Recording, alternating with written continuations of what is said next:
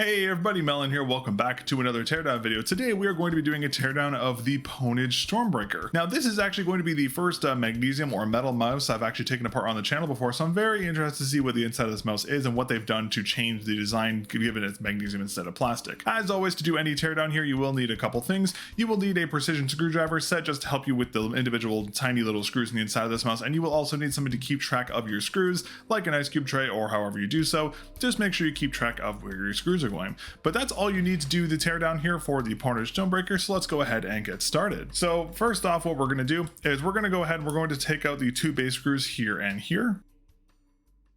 Now that those are done, you can go ahead and just put a little bit of pressure on the back of the mouse and you will cause the plastic base of the Stomrbreaker to open up, and then you can just go ahead and pull the top shell off like this. Be very careful, because how you have to take this off is you have to lift this up and pull it back, because it hooks into the top of the mouse by these little connectors up here. So what you need to do is you need to gently pull it back and lift it up just like that. Now, be very careful, because as you can see, there is a ribbon cable in here running for the side button. So what you want to do is you want to go ahead and take the PCB and just kind of anchor it into the bottom of the shell like this. And then you just want to go ahead and take your finger, pull this off, and you can pull the cable out just like that. Again, be extremely careful with these, because these are very, very fragile. It's very easy to break ribbon cables, so just be very, very cautious with this here. But that's how you take the top shell off of the Stomrbreaker. Very, very easy to do so, which is a nice change of pace from some other mice I've covered lately. Let's go ahead and take apart the top shell first, and then we'll go focus on the base. Alrighty, now the top shell of the Stomrbreaker is pretty straightforward. There isn't really a lot to do here. The first thing we have to do is we're going to have to remove this screw right here in order to get these side buttons out, so we'll go ahead and remove that.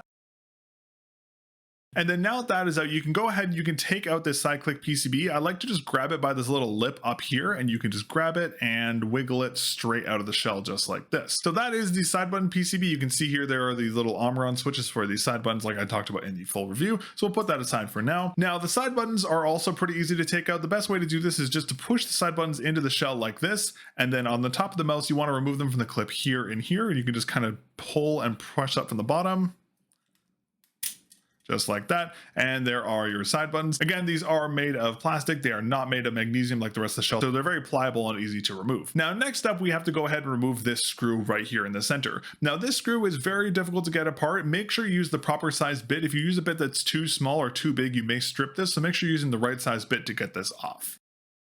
Now, what will most likely happen is that this piece will probably fall off. If it doesn't, it's pretty easy to take apart. All you do is you go to the bottom and you press on these little stands here and here, which is where these little pieces on the bottom stick through, and it will pop right off. So you can take this off very easily. And then the main clicks are also very easy to take off. All you do is lift them up from the top area here, and you just lift them forward and out of the shell, just off of their little stabilizer hooks here, and they come out of the front of the shell very, very easily. So as I mentioned in my review, very easy to take the top shell of the unit apart to clean it. It's very, very easy to do so, which is a very nice attention to detail, specifically on a very open mouse like this. But that is everything for the top shell of the Stomrbreaker. Let's go ahead and do the base next. Alrighty, so here we have the base of the Stomrbreaker. Now this gives us a really good look at this adjustable sensor here. So basically what happens is that this piece right here is just attached with a ribbon cable, and this will just slide back and forth on the PCB depending on where you have it set on the bottom, which is really cool. Now I'll talk about this adjustable sensor part in a minute because it is a little unique, but let's first take apart the rest of the main board. Now firstly, what we're going to do is we're going to go ahead and remove the battery. So we're going to go ahead and remove this little connector here.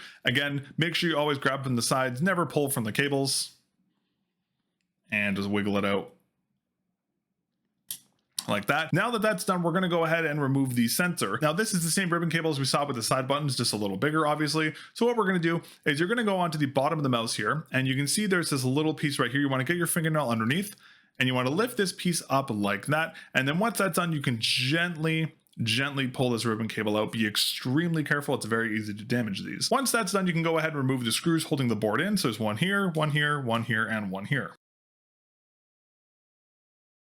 And once that's done, you can take out the board. So you want to do this by grabbing the side of the main switches here and just pulling up and out just like that. Again, just be very careful about this ribbon cable. Make sure to pull it out and make sure to pull it over like this so you don't hit the ribbon cable, and just make sure to keep in mind of these standoffs here for the scroll wheel. Now the scroll wheel is removable. It's just a little tricky because this pillar switch does hold it in, so you just have to pull it out and then just kind of curve it around the pillar switch, and you can take it out just like that. And then next up we have the actual sensor itself on this little daughter board. Now this is a very unique install. Now for whatever reason, despite there being access screws on the top here, I can't get it off because it's very, very, very hard to turn the screws, and I'm concerned about actually breaking my unit because this is plastic and I don't want to break it. That said, though, we do get a pretty good look at this adjustable sensor design here. So you can see here this entire piece just slides on these little metal rails, and then it's anchored in by the screws on the bottom. Now, one really cool thing I noticed about this adjustable sensor is that PWNAGE has actually metal threaded the screw holes here that are responsible for tightening and loosening the adjustable sensor. We saw this on the OPIUM where the screws that were taken out most commonly were threaded, like the ones that were on the main switches and on the back access ports. The same thing is here, and this is a really nice attention to detail. This is the actual screws that are going to be responsible for keeping the big feature of the PWNAGE, this adjustable sensor, functioning, are metal threaded, which is a really nice attention to detail. Now, there is also the battery here. The battery is just under this little cover here. You can replace this with pretty much whatever battery you want. There is a little bit of extra space on the sides as well, as you can see here, so you can mod a bigger battery very, very easily. So if you're not happy with the battery life on the Stomrbreaker, you can always add in a bigger battery very, very easily. But that is everything for disassembling the Stomrbreaker. Let's go ahead and start the reassembly process. Now, first step of reassembly is going to be putting back the main board here. So we're going to need to put the scroll wheel back in first. So we can go ahead by taking the small end of the scroll wheel like this and just lining it up over the hole in our encoder,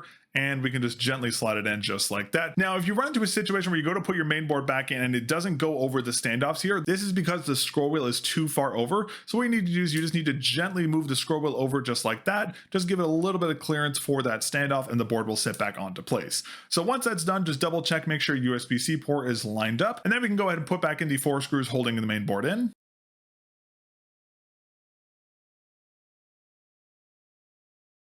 Now that you've gotten your board resecured in, just double check to make sure your USB-C port lines up. If it does, you are good to go. Now we have to reconnect our sensor. So what we're going to do is we're going to go to here and we're going to pull up the little guide on this here. So it'll be standing up like that. And then what you want to do is you want to gently, very gently, just line up this little cable with the port here.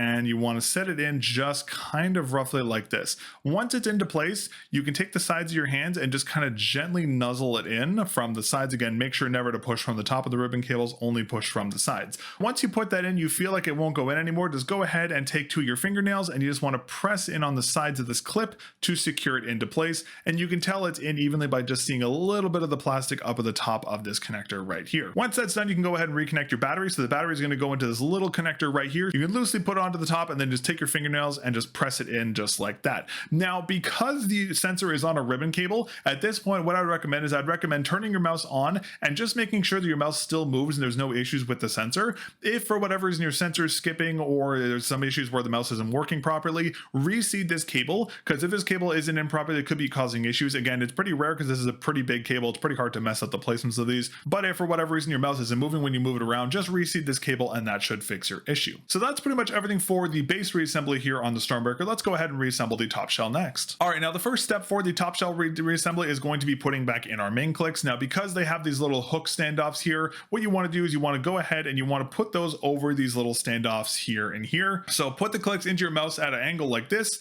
and you just want them to go over the top just like that and sit in just like that. They loosely just kind of fit on top of these 2 little standoffs here. So just loosely fit them on there and they will sit on there like that. And then you can take the back shell of the mouse, and what you want to do for this is you want to line up these 2 little standoffs here with this piece at the bottom here. So you just want to basically just put it on just like that and it will just sink into place. Now, if you turn this over, the back is most likely going to fall off or it's going to come loose. So you have to flip this over and hold it into place while you put the screw in. So I'd recommend pre-prepping your screw, make sure you have it ready to go. Flip your Stomrbreaker over, make sure you have a finger holding this top part into place, and then you can go ahead and reconnect this screw at the bottom. Now, in particular with this piece here, it's very important just to make sure you're not over tensioning this piece, just because it's very easy to strip it because it is going into metal. So the moment you feel any resistance from it, just stop screwing. Now, next up, we have to put in our side buttons. Now, these can be a little finicky just because this is magnesium, so it does make it a little harder to do it. What I found the easiest way to do is to take this end piece here. You want to click that into this little standoff right here. So go ahead and do that and just kind of loosely line up your side buttons. Make sure it goes into this little connector here. And then you have this other piece here that has to go into this little standoff here. So you just want to basically take the plastic and bend it over and clip it into place up at the top there. And just double check your side buttons still work and you should be good to go. Then after that, we can go ahead and put back in our side click PCB. So it mounts into the base shell just like this with the ribbon cable standing up. And this little corner and this little corner go into the little standoffs at the bottom of the shell right here and right here. So we can go ahead and just loosely put that back in. Once you have it loosely in there, I'd recommend taking a finger, just holding it in place and double checking that your side buttons still work. And if they work, you're good to go. You can go ahead and put back in that retention screw right on this hole there. So that is everything for the top shell. Now, in terms of reconnecting the top shell to the base shell, this is probably the trickiest part of this repair. So what you have to do is you have to get this very tiny little ribbon cable into this very tiny connector here, which can be a little finicky. Now, first off, what you want to do is you want to go ahead and you want to pull up the little connector here on this. You want to make sure it's standing up like that. It probably won't go up all the way, but you just want it loose enough like that. And then you just want to go ahead and take this ribbon cable. Now, the easiest way I found to do this was to kind of flip the shell over like this and hold it like this. And you want to take this little ribbon connector and you want it to go in the back of that little threader right there. Now, once you get it in, don't push it in. You want to close the shell and flip the shell over again. And you want to open the shell from this side like this. And then at this point, you can go ahead and you can kind of just make sure this is seated properly by pushing it in from the sides. And once you feel like it's seated properly, you can go ahead and clip in the top. Again, you can see just a little bit of that plastic is sticking out of the top, which means it is going to be connected. If for whatever reason you have issues with the side buttons not working, I'd say reseat this cable and just make sure it's seated properly. But if you follow the instructions, you should be good to go. All right, and then lastly, all we have to do is put the shells back together. Now, the shells hook into each other via the front. You can see that there's these little hooks up at the top here. So what you want to do is you basically just put the shells together like this, like a sandwich, and you basically just slide them forward just like that. And you know they make contact because you can see at the top of the mouth, they'll all be flush on the sides like this. And once that's done, you can go ahead and put back in your base screws. And then once that's done, you can go ahead and put back on your skates. And once you put your skates back on, that is everything. You have successfully taken apart and reassembled the Stormbreaker. Overall, for a magnesium melts, this is very serviceable, which is really awesome to see. So props to PWNAGE there. The internal construction is very impressive. But that is going to be everything for this episode of Teardown. Thank you very much for watching. As always, if you enjoyed the videos, please leave a like on the video and subscribe to the channel. And if you'd like to support my efforts here doing teardowns for all the mice I cover here on the channel, you can become a member here on YouTube. That is the best way to directly support the channel. Or you can use my affiliate links over at Lethal Gaming Gear, Raven Mousepads, and TJ exclusives to help support the channel that way. But that is everything for today. Thank you very much again for watching, and I'll catch you guys all in the next episode of Teardown. Peace.